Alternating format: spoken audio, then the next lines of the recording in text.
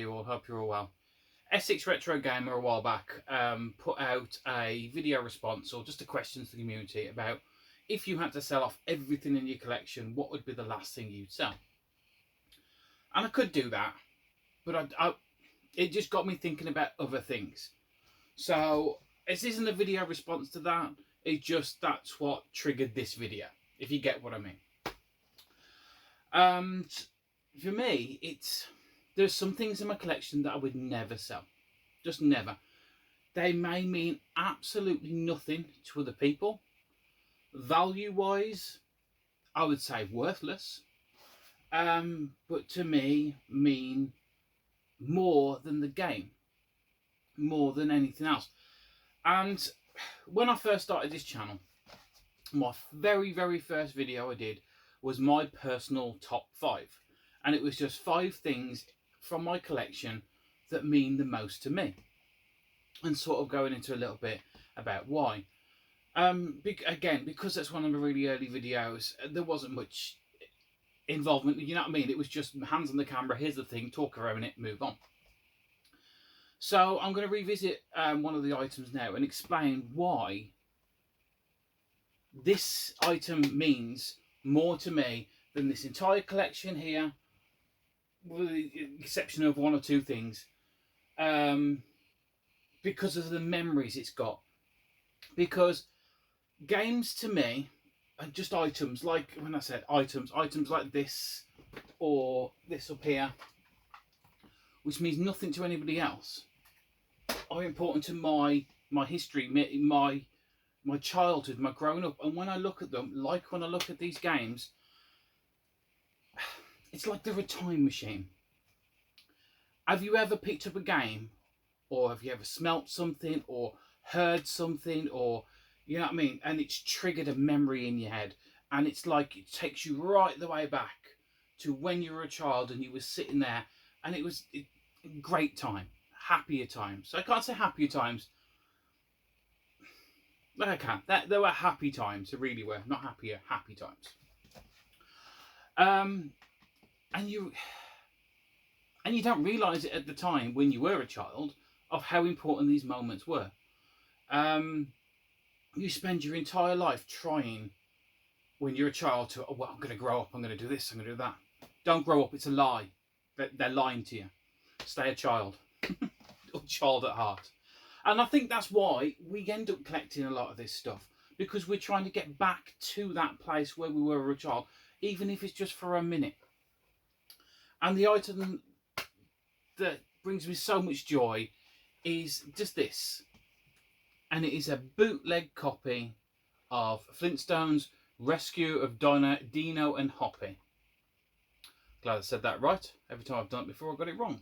Damn dyslexia. Anyway, as you can see, if it's going to zoom in there, it's a bootleg. Like, it's cut off at the top. It's obviously all stretched out. It's put on a cartridge which is absolutely hollow. The pins don't line up properly. You can see they move. So I wouldn't sell this. Not only would I never sell this because it's got no value whatsoever to other people, but this is like a time machine to me. It really is.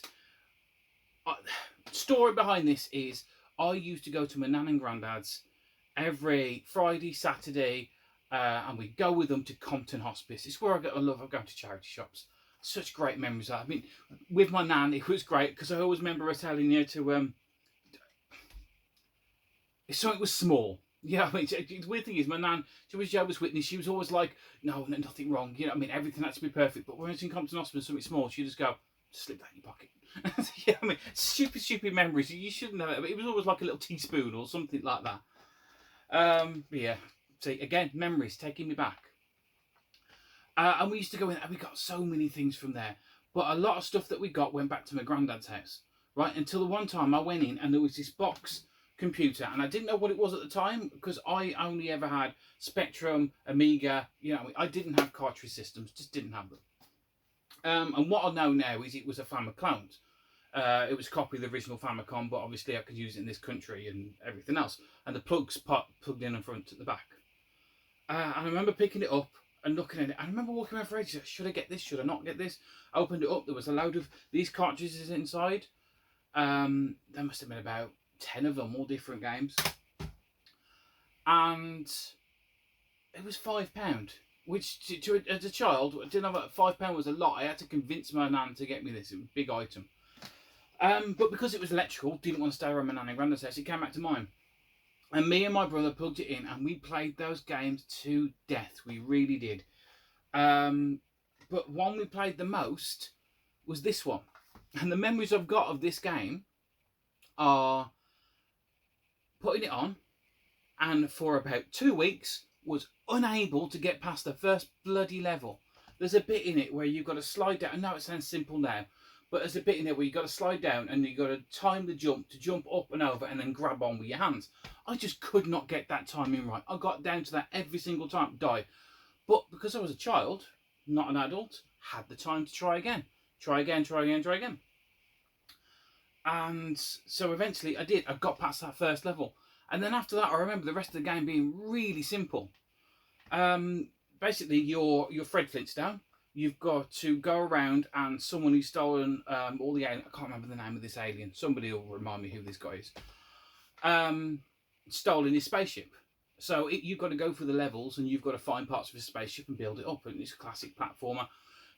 Go through the level, platform, jump in, kill a boss at the end, find the piece. But once you got past that first level, it went into that sort of Mario-esque style screen where you could pick different directions to go. And that was my first experience. I thought Mario was copying this when I first played Mario. That's how naive I was. So yeah, and there's a bit in it where you can get extra bonuses, and it's a basketball stage. And it was great because you've done platforming games, and just every so often you go play one-on-one basketball. It was great fun. You could have made a separate game of that altogether. Better than that Flintstones game they've got on the Master System or whatever it is. Like, I've tried that. A game should not literally be watching paint dry, and that's what that game is. The first level, you've got to put the baby back in the basket, turn around, paint the wall quickly, get the foot back. That's not a game. It really isn't. Anyway, going off a different tangent. So yeah, we got through all that, we played it, and we played over and over again. I lost count the amount of times I've completed this game, and we played it just for fun. I think that's the main thing, it was fun. So, fast forward in a bit, you grow up and everything else, and I forgot all about it. My parents come to move in house, and loads of things had gone in the skip. My dad was notorious for everything, just got... If you didn't know what it was, wasn't important to him, went in the skip. And when he... I think it was in his bedroom, when we were clearing out under the bed, and under a box, this was just sitting there. Like the sort of box had been put on top of it, saved, safe from everyone, and it was me that found it. And the second that I found this, I had to sit down for a couple of minutes because the memories, the experiences, the joy, all came flooding back. And that is why this is so precious in my collection. It's the same as this. Right, and this was also in my first video as well. This has got great memories, and so is this. Not the case, because this game never came with a case, but this manky copy of Burning Rubber. Right, we didn't have the GX4000 for very long, like most people. It blew up. But we had 3 games for it, only 3. And my mum enjoyed Burning Rubber. So much so that my dad ended up recording the lap times on the video player. And it takes me all the way back to Oxley-Moor Road, and sitting there as I think he wired it through from the one room, so Mum was playing there. It was quiet, but we could watch her in this room. So, all up until the day that this thing blew up. And again, long thought lost, but I found this also in the same house move, and it was in the shed, as you can tell by the state of the back of that. It still works. This still works. So I'd like to think that you guys have similar experiences with games. That there's something that you have in your collection that means the world to you. And even if you don't have the exact item you had as a child, how many of you have played a game a lot when you were younger and just it's completely gone out of your mind? You weren't even thinking about it, and you stumble across it. Time machine. These are time machines to the past, to when life was simpler and more enjoyable. And that's why some things like this will never be sold. And it makes me smile. It really does. It was happy, happy times as a child. So yeah, that's enough of me rambling. That's the story behind these two cartridges. See,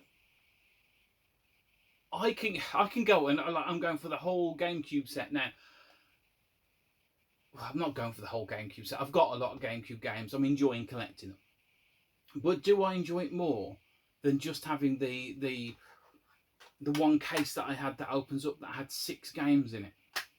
That, to me, the case with the loose discs in it, it will mean so much more to me than all those over there. And I hope that you really guys do have something in your collection that makes you smile every time you look at it, that's completely worthless to other people. Going on a little hippie rant there, and I really. But yeah, memories attached to things. Strong memories, good memories. Right, that's enough of me waffling. I'll see you all guys again later. I am going to be doing a video this weekend, and it's actually going to have Oscar in it because he wants to do a video again. And going linking on to this about the gaming memories, I'm going to talk about his gaming memories and what things he's playing now, because he's such a little gamer. He really is. He puts me to shame on Cuphead. Right guys, thanks for watching, and I will see you all again next time. Bye.